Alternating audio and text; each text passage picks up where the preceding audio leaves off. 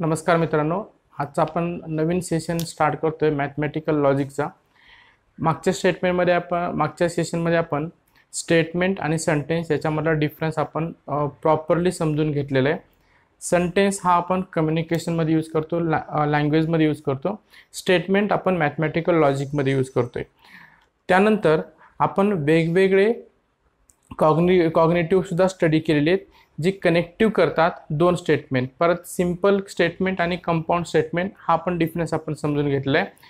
जर आपलं पाहिलं की आपण दोन स्टेटमेंट, आता मी इथं म्हणतोय स्टेटमेंट, इथं नाही म्हणत मी सेंटेन्स। सेंटेन्स हे आपल्या डे टू डे लाईफमध्ये जे यूज करतो ते सेंटेन्स असेल। आपण मॅथमॅटिकल लँग्वेज यूज करतोय, त्याच्यामुळे आपण इथं स्टेटमेंट म्हणणार आहे। स्टेटमेंटमध्ये आपण कनेक्टिव्ह पास्ट वेगवेगळे यूज करतोय। पहिला आहे अँड, दुसरा आहे और, तिसरा आहे इफ देन, चौथा आहे इफ अँड ओनली इफ, पाचवा आहे निगेशन। हे आपण प्रॉपरली सर्व व्यवस्थितपणे समजून घेतलं आहे। जर तुम्ही पाहिलं नसेल तर तो व्हिडिओ पाहून घ्या, नक्कीच तुम्हाला त्याची आयडिया येऊन जाईल। कारण मी तुम्हाला अगोदरच सांगितलंय, आपण ज्यावेळेस मॅथमॅटिक्स फर्स्ट ज्यावेळेस आपण पेपर सॉल्व्ह करतोय तर सुरुवातीला तुम्हाला पहिल्यांदा रफ पेपर, ज्यावेळेस तुमच्याकडे क्वेश्चन पेपर हातात नसेल त्यावेळेस तुम्हाला एक टेबल ड्रॉ करायचे, आणि तो टेबल कोणता आहे तर हा टेबल आहे। इथे मी ते समराइज केलेलं आहे। हा जर टेबल तुम्हाला समजला तर मॅथमॅटिकल लॉजिक जवळपास 60% समजल्यात जमा आहे असं मी समजतोय। तर लक्षात घ्या, आता मी हा थोडं टेबल रिवाइज करतो, जर कोणी मुलं नवीन असतील तर। पी आणि क्यू हे दोन स्टेटमेंट आहेत आपल्याकडे। इथं स्टेटमेंट काय होतं, इथं या ठिकाणी अँडिंग, और इथं इम्प्लिकेशन, डबल इम्प्लिकेशन। म्हणजे इथं आता हे इथं आपल्याला कन्फ्युजन कुठं होतं, हे अँड आहे का और आहे। तर आपण जर लक्षात घ्यायचं, हे खाली जे असेल हे असेल अँड, आणि हे जे वर असेल हे असेल और। इथं काय आपल्याला कन्फ्युजनचा प्रश्न येत नाही। इथं तुमचं इम्प्लिकेशन आणि डबल इम्प्लिकेशन, त्याला म्हणतो इफ देन आणि इफ अँड ओनली इफ। आता जर पाहिलं टेबल लक्षात कसं ठेवायचं, आपल्याला ज्यावेळेस टेबल ड्रॉ करतोय इथे 2 टाइम्स एफ एफ घ्यायचं, 2 टाइम्स ट्रू घ्यायचं, त्याच्यानंतर एफ टी अल्टरनेट। म्हणजेच आपल्याला सुरुवातीला 2 एफ घ्या, एफ म्हणजेच आपलं काय फॉल्स ट्रूथ व्हॅल्यू, आणि त्याच्यानंतर 2 truth value, alternate F T करत जा। आता ज्यावेळेस अँडिंग ऑपरेशन असेल, अँडिंग ऑपरेशन ज्यावेळेस दोन्ही पण स्टेटमेंट ट्रू असतील त्याच वेळेस ट्रू आहे, बाकी सर्वांना फॉल्स आहे। जसं पाहिलं ट्रू इथं ट्रू आहे, बाकी सर्व याला काय फॉल्स व्हॅल्यू आहे। ऑरिंग ऑपरेशन काय असेल, फक्त दोन्ही स्टेटमेंट जर फॉल्स असतील त्यालाच फक्त फॉल्स आहे, बाकी सर्वांना ट्रू आहे। फॉल्स ऑपरेशन काय आलं फॉल्स, आणि बाकी सर्वांना काय ट्रू। त्याच्यानंतर इफ पी देन क्यू, यावेळेस जर सेकंड स्टेटमेंट तुमचा फॉल्स असेल, पहिला स्टेटमेंट इथं मॅटर करतो, सेकंड स्टेटमेंट जर फॉल्स असेल तरच तुमचं व्हॅल्यू फॉल्स आहे, बाकी सर्व ह्याला काय ट्रू आहे। त्याच्यानंतर P double implication Q, that is P if and only if Q, त्याच्यामध्ये जर दोन्ही पण फॉल्स असतील तर ट्रू, दोन्ही पण ट्रू असतील तर ट्रू, आणि एक जरी तुमचा फॉल्स ट्रू असेल तर तुम्हाला इथं आउटपुट काय येणार आहे फॉल्स येणार आहे। तर हे टेबल तुम्हाला लक्षात ठेवायचे, याला पर्याय नाही। जर तुमचे 3 किंवा 4 मार्क्स कन्फर्म करायचे असतील तर तुम्हाला हा टेबल बाय हार्ट करणं गरजेचं आहे। बाय हार्ट म्हणजे रट्टा मारायची गरज नाही, समजून घ्या प्रॉपरली, आणि त्याच्यानंतर त्याच्यावर ॲनालिसिस करायला ट्राय करा। तर आता यावर आपण प्रॉब्लेम घेणार आहे, तर हा टेबल तुम्हाला समोर ठेवायचे। आता मी इथं तुमच्या स्क्रीन समोर इथं टेबल ड्रॉ केलेला आहे, पण तुम्हाला तुमच्या माइंडमध्ये ठेवायचे। हळूहळू जसं जसं प्रॅक्टिस कराल आपण, नक्कीच तुम्हाला त्याच्यावर कमांड येत जाईल। पण आता तुम्हाला हा टेबल खूप महत्त्वाचा आहे। एक्झाममध्ये क्वेश्चन पेपर आपल्या हातात पडण्याच्या अगोदर आपल्याला हा टेबल तिथं ड्रॉ करायचे, जेणेकरून आपला पुढचा जो वेळ आहे कमी वेळामध्ये आपण जास्त प्रॉब्लेम जे आपले मॅथमॅटिकल लॉजिकवरचे असतील ते आपण नक्कीच सॉल्व्ह करू शकतोय। तर हे एकदा नोट डाऊन करून घ्या, त्याच्यानंतर आपण प्रॉब्लेम इथं समजून घेऊ। तर पहिला प्रॉब्लेम आपण स्टडी करतोय, write the truth table of the following. हा आहे एक्सरसाइज 1.1 मधले प्रॉब्लेम आहेत, जे आपलं स्टेट बोर्डचं पॅटर्न आहे, स्टेट बोर्डचं टेक्स्टबुक आहे, त्यानुसार आपण सुरुवात केलेलं आहे। तर हा नोट डाऊन करून घ्या, त्याच्यानंतर आपण प्रॉब्लेम पाहून घेऊ।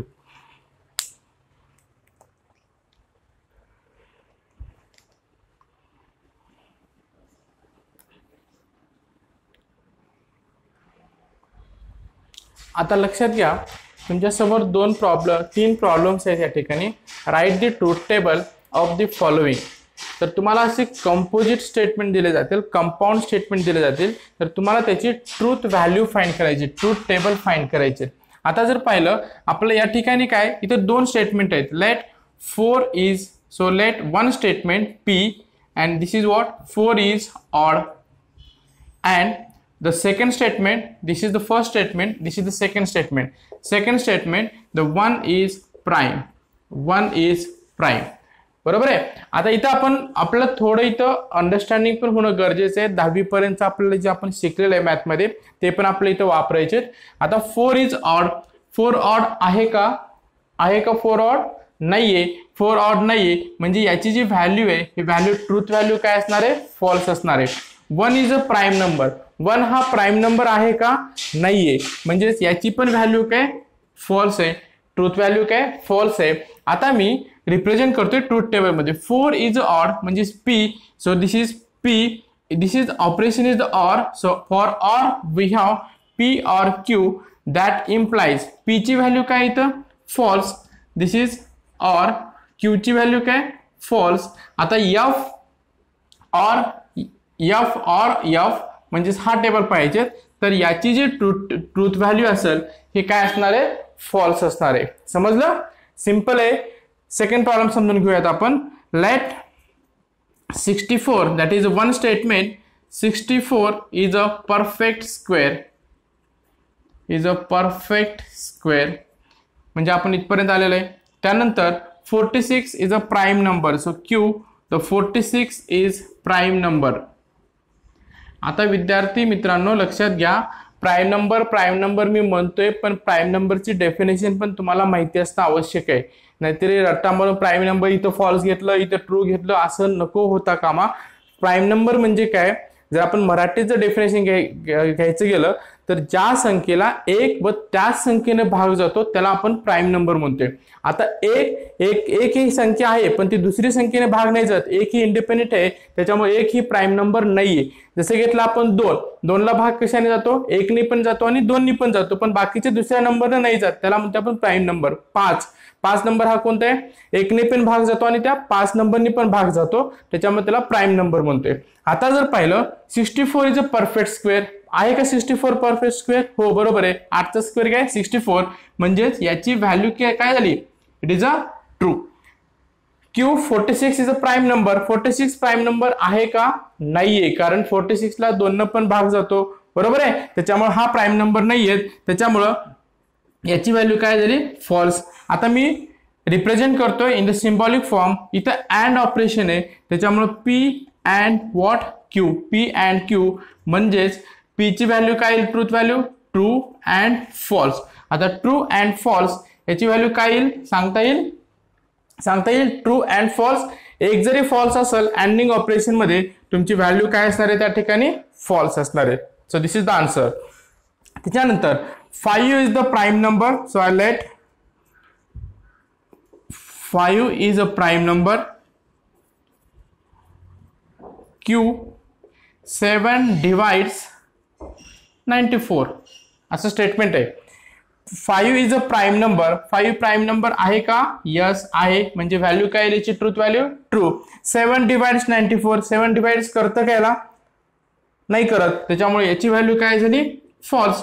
आता आपल्या इथं अँड आहे, त्याच्यामुळे P अँडिंग Q होईल, that implies true anding Q, true anding false. आपले व्हॅल्यू लिहायचे truth value, so true anding false म्हणजेच काय होईल या ठिकाणी, ट्रू अँडिंग फॉल्स. कोणती जर एक व्हॅल्यू फॉल्स आलं तर आपलं ट्रूथ व्हॅल्यू काय असणार आहे, इथं फॉल्स असणार आहे. So this is your answer, this is your answer and this is your answer. So like these problems will come in the exam for the CET as well as for the 1 mark in the board exam. So you should able to solve it. मी तुम्हाला अगोदरच सांगितले या chapter मधले आपल्या क्लासच्या मुलांनी एक सुद्धा मार्क मिस होता कामा नये. हा आपला स्कोरिंगचा चॅप्टर आहे आणि प्रत्येक मुलांना म्हणजेच A to Z all students you should get all the marks which is related to the mathematical logic. So please note on this.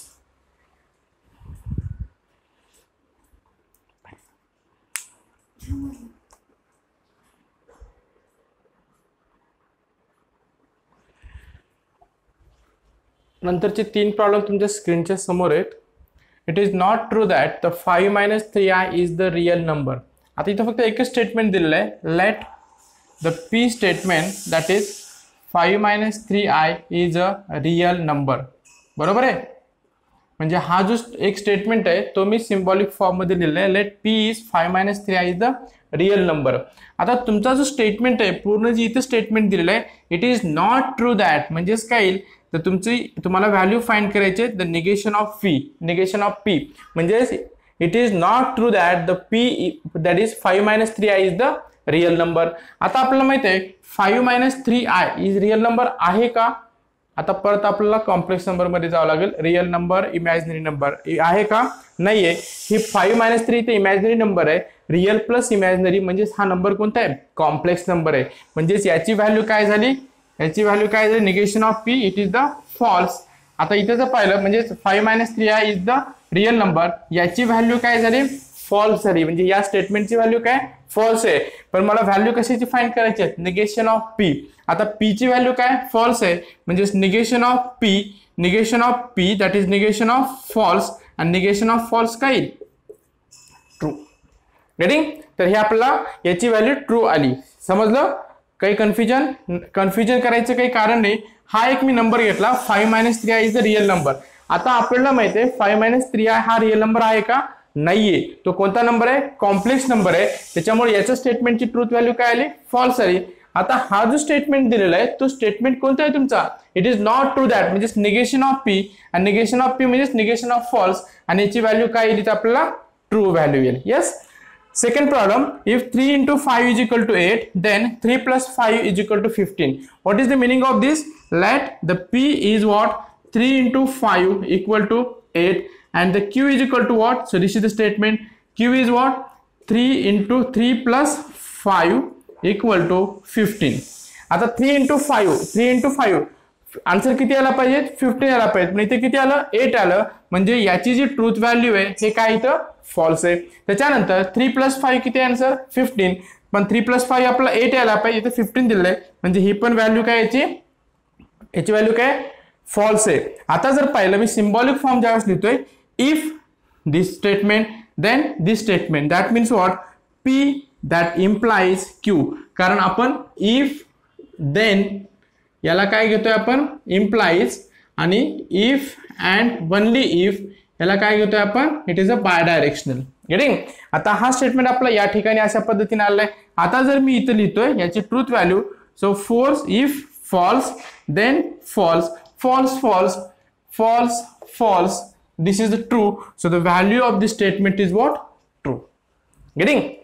Next statement, the milk is a white. Yes. So late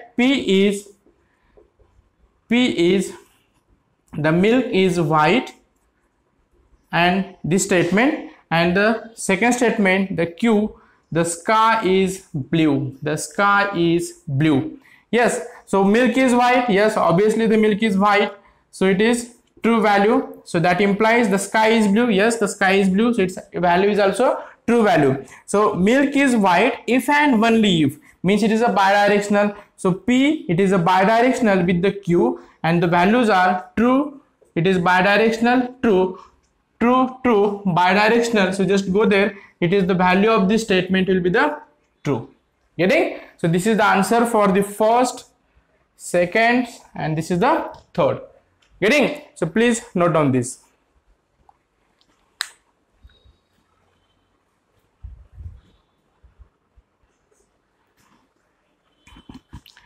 Next type आहे आता, if the statements P, Q are the true statement and RS are the false statement, then determine the truth value of the followings.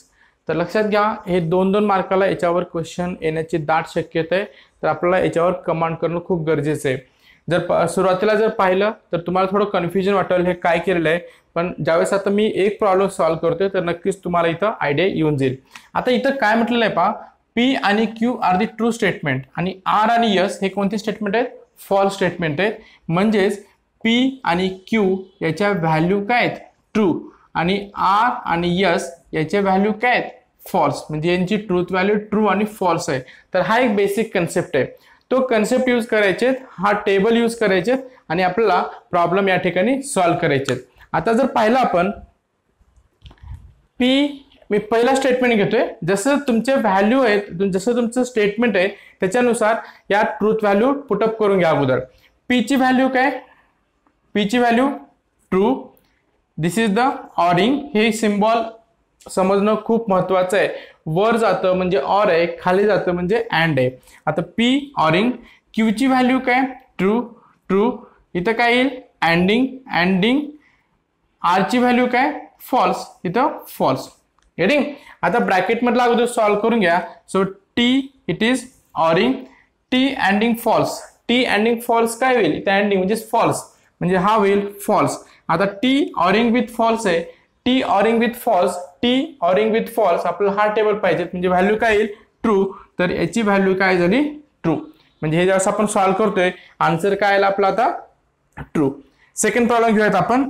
P implies Q, it is ORing, R implies yes. Value put up करून घ्या. सुरुवातीला अगोदर आपल्याला फक्त truth value put up करायचे, म्हणजे P ची value आली. पी ची व्हॅल्यू काय, टी इम्प्लाइज टी. क्यू ची व्हॅल्यू मी इथे पुटअप केली. Then or. आर ची व्हॅल्यू काय, false, implies it is false. Getting. आता आपल्याला इम्प्लाइजचा तो टेबल पाहिजे. T T that is T T implies काय आहे इथं, टी.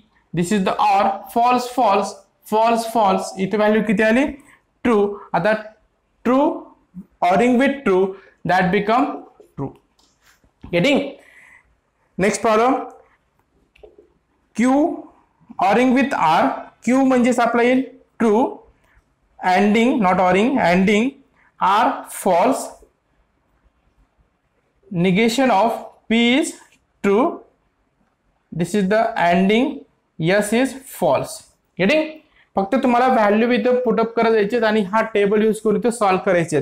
आता जर पाहिलं ट्रू एंडिंग फॉल्स, आन्सर काय येईल, फॉल्स.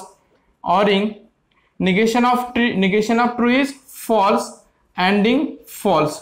म्हणजे या ठिकाणी येईल false ORing, false ANDing false, it is a false. So answer is false. Getting? Let us solve this problem. Fourth problem. P implies Q. P is true.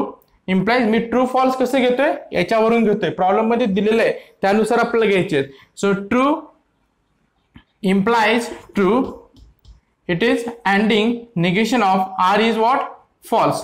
So true implies true. True implies true. That is true. True. Ending. Negation of false is true. कारण negation of T it is false, negation of false it is true. So true, true ending with true, this is the true. Getting?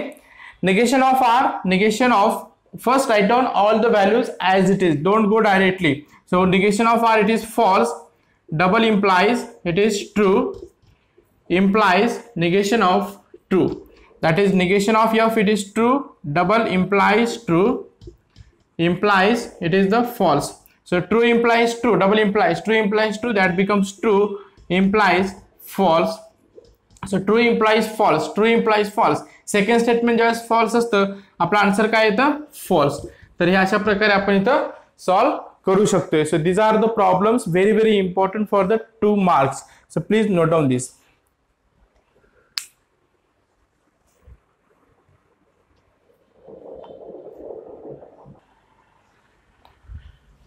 Next problem तुमच्या स्क्रीनवर आहेत.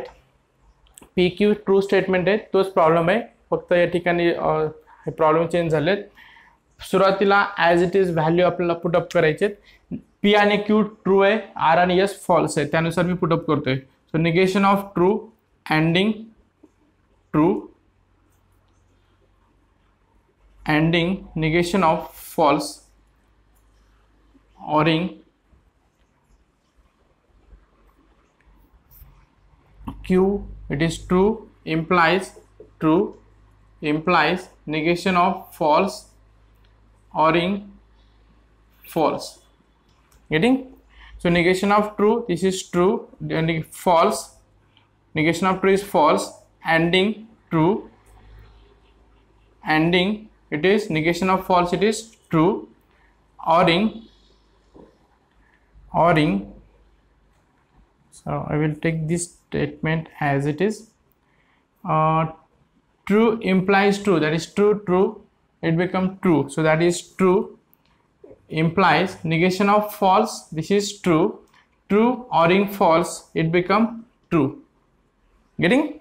So false ending true, this is false ending true, false ending true, ORing true true, this is true. So false ending true, this is the false, ORing true. So false ORing true, ORing true, this is the true. So answer is the true.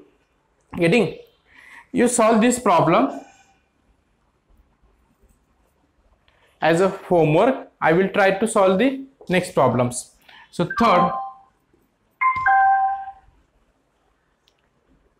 third negation of P. So negation of true ending true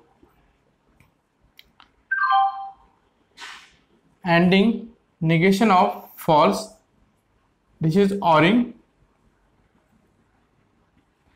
Q, this is true implies negation of false, ORing false. So I will solve this now. Negation of true, it is the false, ending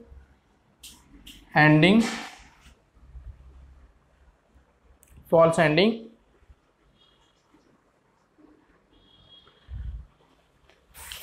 false ending true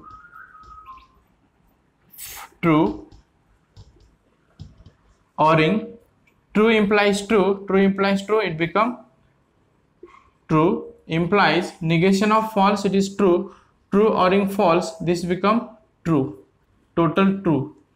So this is false ending true, this is the false ending true, ORing true implies true, this is the true.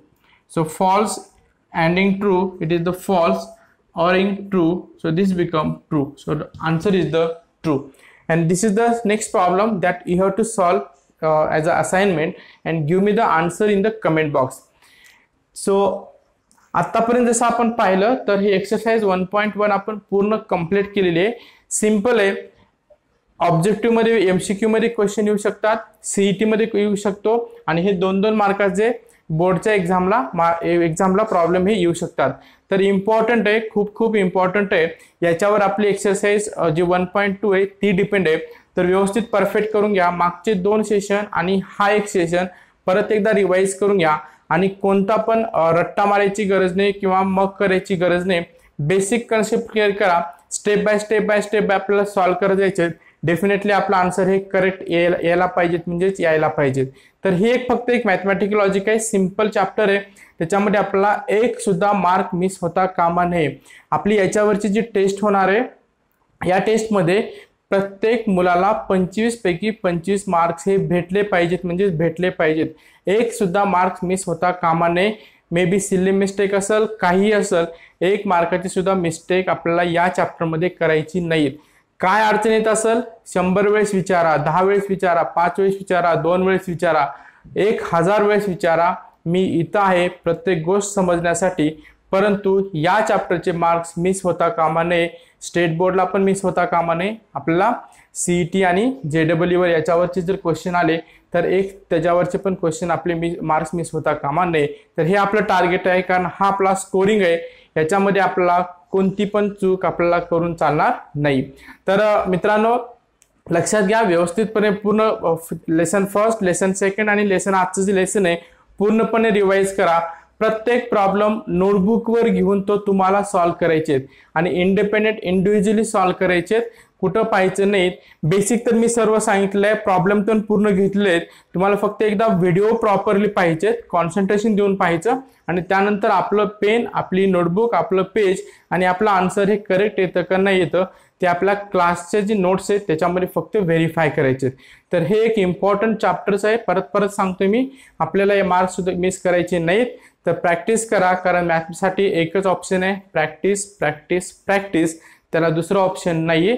गायडन्ससाठी इथं मी आहे, फक्त प्रॅक्टिससाठी तुम्हाला practice करायचे. Definitely याच्यातून आपल्याला success भेटणारच आहे.